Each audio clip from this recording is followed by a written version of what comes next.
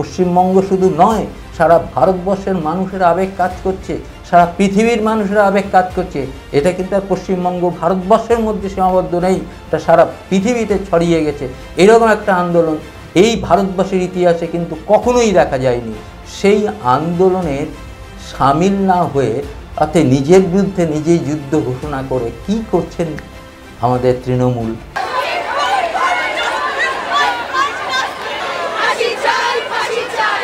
নমস্কার, news Asia চ্যানেলে আপনাদের স্বাগত। আপনারা কি কখনো শুনেছেন নিজের বিরুদ্ধে নিজেকে যুদ্ধ ঘোষণা করতে? হ্যাঁ, এটাও কিন্তু সম্ভব। সেটা কিন্তু আমরা আজকে লক্ষ্য করছি যে নিজের বিরুদ্ধে নিজেরই যুদ্ধ ঘোষণা। নিজেই স্বাস্থ্যমন্ত্রীর বিরুদ্ধেই যুদ্ধ ঘোষণা করছেন, মুখ্যমন্ত্রীর বিরুদ্ধেই যুদ্ধ ঘোষণা করছে, তৃণমূলের নেতাদের বিরুদ্ধেই যুদ্ধ ঘোষণা করছে, নিজের বিরুদ্ধে নেই। এটা না হলে এই দাবিগুলো তারা যে করছেন কিসের ভিত্তিতে করছে? এগুলো তো তাদের সমাধান করার কথা ছিল, তার প্রশাসনের সমাধান করার কথা ছিল। সেই প্রশাসনের ব্যর্থতাকে এইভাবে ধামাচাপা কি দেওয়া যায়, যেখানে সারা বিশ্বের যারা যেখানে বাঙালি আছে তারা প্রতিবাদে মুখর হয়েছে।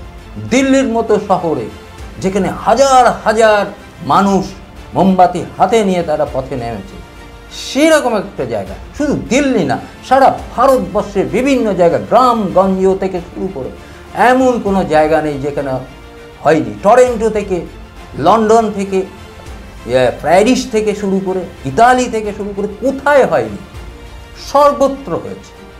এরকম একটা আন্দোলন ভারতবর্ষের ইতিহাসে এই ধরনের আন্দোলন হয়নি। সেই পরিপ্রেক্ষিতে একটা সরকারের ব্যর্থতার ভার পুরোপুরি গিয়ে পড়ছে ভারতবর্ষের ঘাড়ে। এবং ভারতবর্ষের প্রধানমন্ত্রী এই জায়গাটা তিনি নিশ্চুপ। কেন মুখে কেন তার কথা নেই? এরকম একটা সমস্যার জায়গায় তিনি কেন কোনো কথা বলছেন না? তার তো উচিত এই জায়গাতে কথা বলার। মুখ্যমন্ত্রী তিনি যেভাবে নিজের বিরুদ্ধে নিজের যুদ্ধ ঘোষণার কথা উপস্থাপন করলেন, এটা তো অবাক হওয়ার মতো ঘটনা। আর দুদিন 17 এবং 18 এই দুদিন যারা ডাক্তার আছে সবাই ভারতবর্ষব্যাপী সকলেই তারা তাদের কাজ থেকে কর্মবিরতি পালন করবে। এই যে ঘটনা, এটা কি খুব স্বাভাবিক ঘটনা? এটা কি কোনোদিন ঘটেছিল? কিন্তু যদি এইটা মুখ্যমন্ত্রী যখনই ঘটনাটা ঘটেছে সেটা ধামাচাপা, তার প্রশাসন যদি ধামাচাপা, যে অভিযোগগুলো উঠছে যে ধামাচাপা দেওয়ার জন্য এগুলো করা হয়েছে, সেটা যদি তিনি না করে সত্যি দোষীদের যাতে শাস্তি পায় তার ব্যবস্থা করতেন, তাহলে এই ঘটনা এই জায়গা যেত না। কাদের আড়াল করার চেষ্টা হয়েছিল? কেন করা হবে? সন্দীপ ঘোষ এর নামে যে অভিযোগ উঠেছে, সেই অভিযোগ কে? এই সন্দীপ ঘোষ কে এত প্রভাবশালী? তাকে সঙ্গে সঙ্গে 4 ঘন্টার মধ্যে আরেকটা কলেজের অধ্যক্ষ করে পাঠানো হলো। কেন হবে?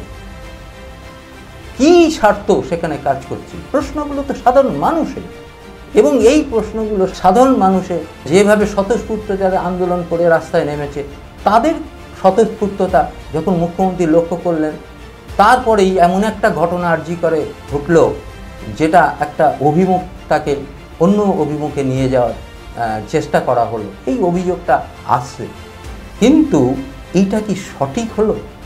যা ঘটছে কি সঠিক হচ্ছে? প্রশাসন যদি তৎপর হতেন তাহলে কখনো এই ধরনের ঘটনা কিন্তু ঘটতো না।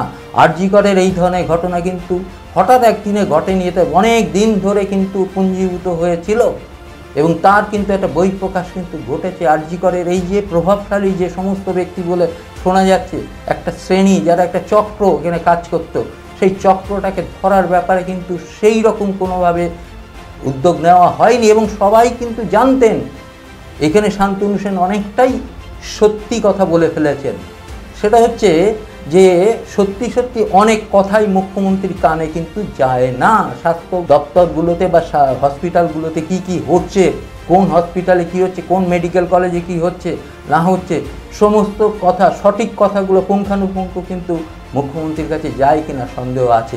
এগুলো মুখ্যমন্ত্রীর কাছে সঠিকভাবে সঠিক সংবাদটা যাচ্ছে কিনা, এই কথাটা কিন্তু শান্তনু সেন নিজেই যখন বলছেন, এবং তিনি কিন্তু যথেষ্ট এই জায়গাটা যথেষ্ট যুক্তির কথা বলেছেন এবং যথেষ্ট সত্যি কথা বলেছেন, যে সত্যি সত্যি অনেক কথাই কিন্তু মুখ্যমন্ত্রীর কাছে যায় না, সঠিক কথা যায় না এবং বিকৃতভাবে অনেক সময় যাচ্ছে, যার পরিপ্রেক্ষিতে কিন্তু তিনি যেটা জানছেন সেটা কিন্তু অনেক ক্ষেত্রে সত্য নাও হতে পারে।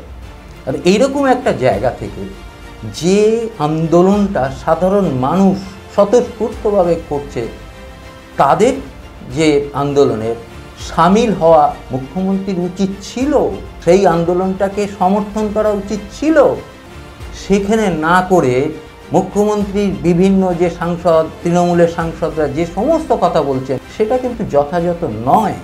এই জায়গাটা কিন্তু বোঝার আছে, মানুষের আবেগ এখানে কাজ করছে। পশ্চিমবঙ্গ শুধু নয়, সারা ভারতবর্ষের মানুষের আবেগ কাজ করছে, সারা পৃথিবীর মানুষের আবেগ কাজ করছে।